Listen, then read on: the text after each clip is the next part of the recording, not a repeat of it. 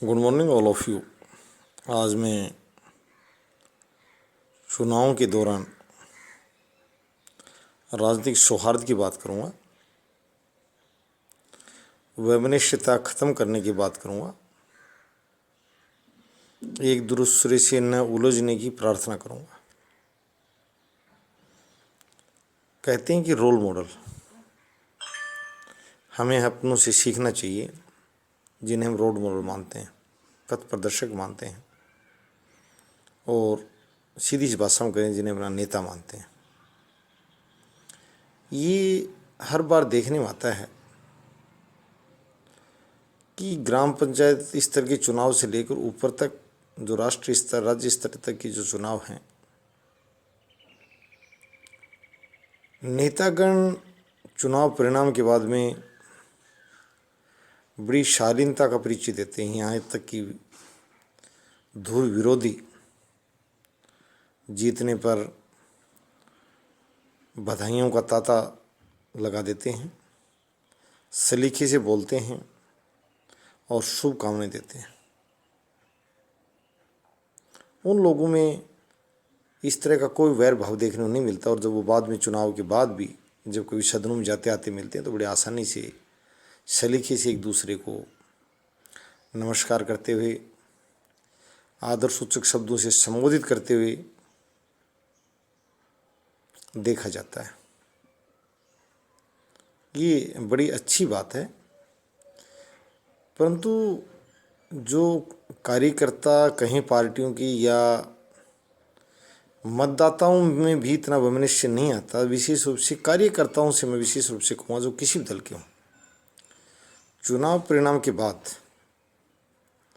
उन लोगों में तनाव, हुड़दंगबाजी, झगड़ा, एक दूसरे के साथ मारपीट,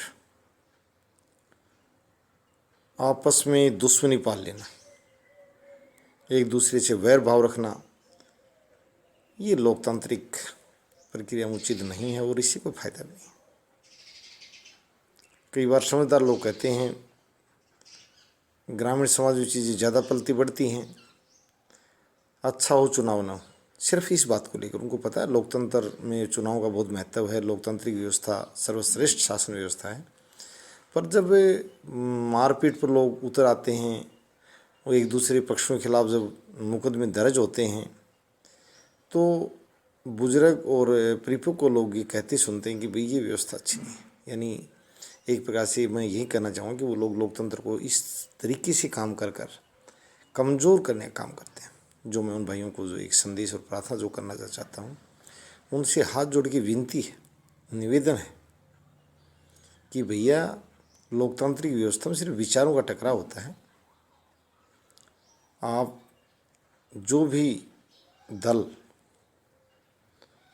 जिस भी दल से आप संबंध रखते हैं, जो भी दल अपनी नीतियों से आपको प्रभावित करता है, कर पाता है, आप निश्चित रूप से उनके पक्ष में प्रचार भी कीजिए मतदान के साथ साथ, को वो लोकतंत्र का हिस्सा है। परंतु ये तो कदापि नहीं। ये मैं सभी भारतीय मतदाताओं से और सभी दलों के कार्यकर्ताओं से एक हाथ जोड़ के मेरी प्रार्थना है कि आपस में वैर भाव न पालें, सौहार्द का परिचय दें, live with harmony before and after the election. मैं ये इस वीडियो के माध्यम से मैं वोटर्स में और वर्कर्स में एक मैसेज सेंड कर रहा हूँ कि भाई चुनाव के पहले नहीं, बाद में भी, चुनाव परिणाम के बाद किसी भी अवस्था में कोई दल कितनी भी बड़ी जीत के साथ आया हो, दूसरा दल कितना भी बड़ा पराजित हुआ हो चुनाव परिणाम, वो जनता का अपना जनमानस होता है और जनता का फैसला सिरोधारी है, यानी सभी को स्वीकार करना चाहिए। परंतु आपस में संवाद कर सकते हो, प्यार से करें, नीतियों पर चर्चा करें। पर ये तो बिल्कुल नहीं कि एक पार्टी के कार्यकर्ताओं दूसरी पार्टी के कार्यकर्ताओं के कार्यालय में आग लगा दी। ये चीज़ें लोकतंत्र को शर्मसार करती हैं। और उन भाइयों से निवेदन करता हूँ, उनकी आलोचना करते हुए सुझाव देता हूँ, सलाह देता हूँ कि भारत का जो लोकतंत्र है वो बड़े सुचारू ढंग से चला है। आज़ादी के बाद 1952 में प्रथम आम चुनाव हुए थे। विश्व में उसकी बड़ी शाख है, हमारे यहाँ सत्ता परिवर्तन बड़ा आसानी से होता रहा है, चुनाव विश्वसनीय रहे। मैं ये कहना चाहूँ कई देशों में जो हमारे पड़ोसी देश इस प्रकार के हैं, आपको पता उनमें सेना नाम मात्र का चुनाव कराती, बड़ी दखल देती, परंतु हमारी सेना जो तो राजनीति से बहुत दूर है, कोसों दूर। सेना इस मामलों में कोई रुचि नहीं रखती किस दल की सरकार बनने जा रही है, वो जनता फैसला करे। हमारी सेना अराजनिक है। आज़ादी के बाद से इस तरह की कभी कोई बात देखने नहीं आई कि सेना राजनीति में रुचि रखती है। बहुत दूर रहती है हमारी सेना राजनीतिक मामलों से, इस चुनाव प्रक्रिया से। ये कौन व्यक्ति जीत रहा है, कौन सा दल जीत रहा है, कौन सत्ता मारा, वो उस बात से सेना को ज़्यादा इत्तेफाक नहीं रखती, यानी कोई ज़्यादा मतलब नहीं रखती इस बात से। उनके लिए सभी दल बराबर हैं। तो आज मेरा यही कहना है, जब मैंने सुबह समाचार पत्रों में पढ़ा तो दुख पहुंचा। चुनाव परिणाम देखने को मन नहीं किया, ये देखकर कि इस तरह जब लोगों में आपस में जो मारपीट, झगड़े, एक दल के कार्यकर्ताओं दूसरे दल के कार्यकर्ता कार्यालय में आग लगाना, ये तरह की ये बातें अच्छी नहीं हैं कि। और इस तरह की वारदात कई बार प्रचंड बहुमत से जीतने वाले दल के कार्यकर्ता ज़्यादा करते हैं कि उनमें एक अलग से अहम आ जाता है कि भैया अब हमारी सरकार आ गई। ये बात ठीक नहीं है। सरकारें आती जाती रहती हैं। बहुत से दल ऐसे होते हैं जो पूरी अपनी बहुत लंबे अरसे तक कभी सत्ता का सुख नहीं चखते। उनको भी इस लोकतांत्रिक व्यवस्था में शांति से और सम्मान से जीने का हक है, ऐसी कोई बात नहीं है।